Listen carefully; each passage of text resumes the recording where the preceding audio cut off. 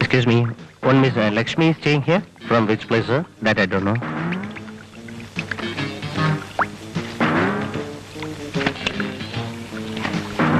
No. Sri Devi? No. Okay, thank you. Welcome.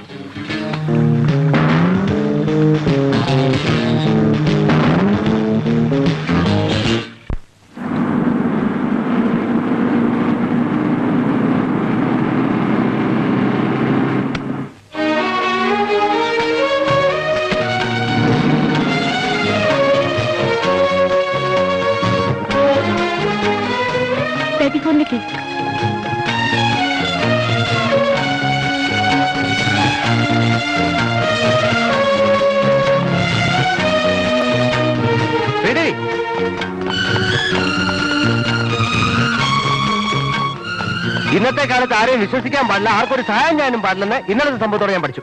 നിങ്ങളാരാ? എനിക്ക് നിങ്ങളെ അറിയില്ല. ഒന്നും മിണ്ടാതെ പോകണം. നിങ്ങൾ കാരണം എനിക്ക് കിട്ടിയ തല്ലിന് കിട്ടിക്കാൻ കണക്കില്ല.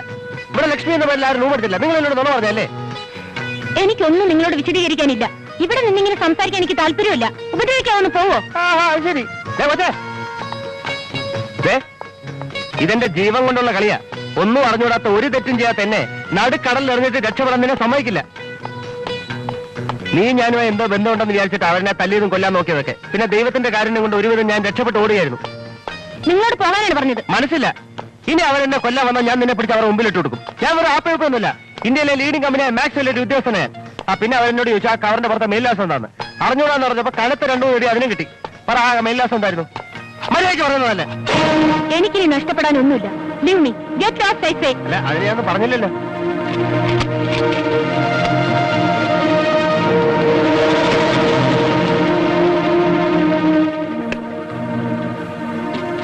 Hello, book call to Nandapuram 612 CP Thomas Mathew. Urgent.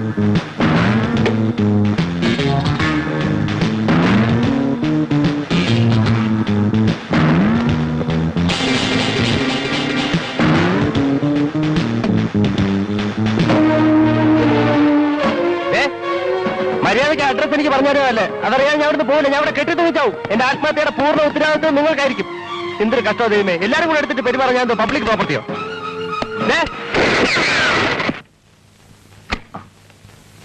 പറഞ്ഞേ.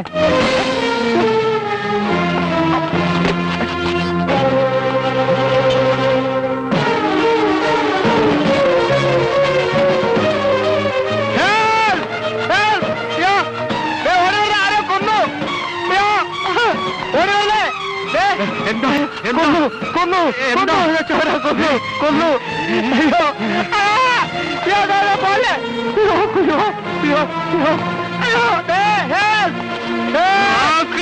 You bastard! No! You kill her! You